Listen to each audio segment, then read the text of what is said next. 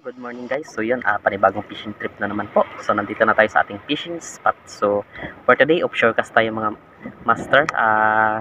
Gamit natin ang ating UL rod. So nandito na tayo sa ating fishing spot. So ready na tayo mag-cast. So sana samahan nyo ako at supportahan sa aking panibagong fishing trip. Kung bago ka lang muli mga master sa aking channel at yun nga, hindi ka pa nakapag-subscribe. So yun, please click subscribe button at pakihit na rin po ang notification bell para maging updated po kayo sa susunod ko pang mga upload.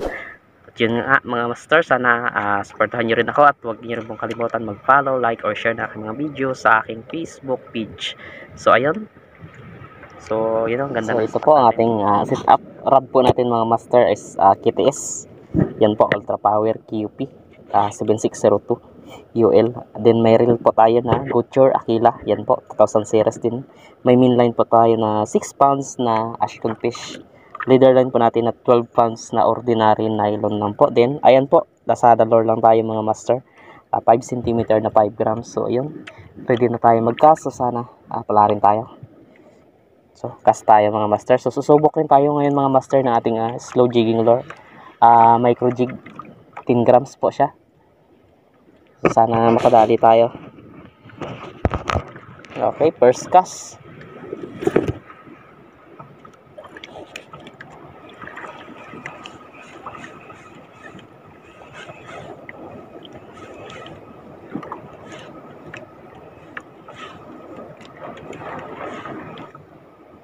Okay, walang strike.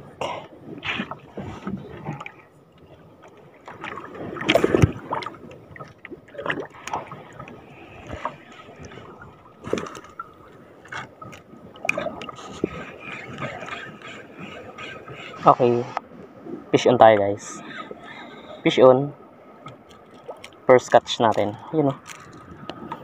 First catch.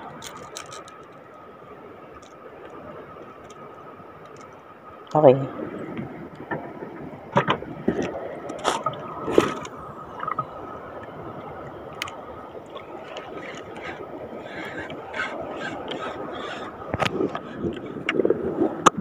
Okay, nag-stop na tayo sa jigging guys. So hindi pa tayo sanay. Hindi pa tayo gaano sanay.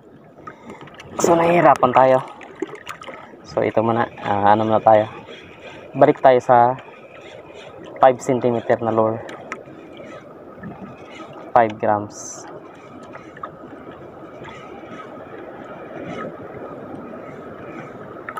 Okay guys, fish on tayo. Sinalo niya agad, you know. Ang lakas niya. Okay. Okay, naka-unlock rin tayo. Naka-unlock rin tayo guys. You know. Naka bluefin tribali rin tayo. Okay, unlock. You know. Salong-salo niya. Ayos. Dali natin. Good size na guys, oh. Okay. Pag-isa natin ulit. Baka mayroong mga kasama.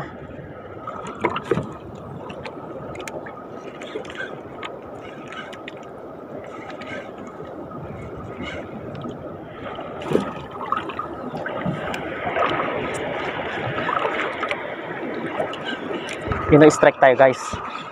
Ang lakas niya. Ang lakas. Ano kaya to? Uy, nakatanggal. Parang GT guys. Ang laka. Sayang. Grabe ang lakas. Sayang guys.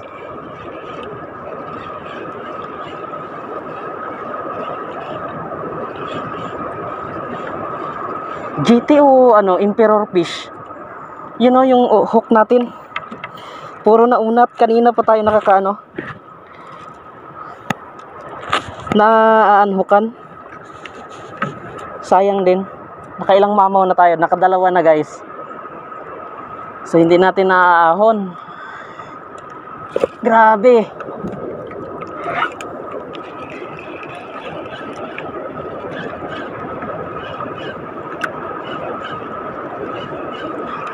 So wala na tayong ano, wala na tayong reservang ano, lure. Ano na lang to, nag-iisa na lang. So naiwan natin yung ibang lure natin. Oh, umi-strike. May umi-strike. Maliit.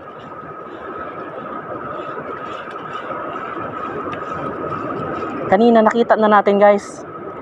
Nakita na natin yung ano. Nasa malapit na sa bangka eh. Sayang. So yung mga hook natin. Sayang guys. Hindi na nakakaano. Na-unhookan tayo. So babalik tayo dito. Release baka natin. So ayun. Bali pauwi na tayo guys. So cast lang tayo habang papapadpad sa ano. Sa hangin. You know.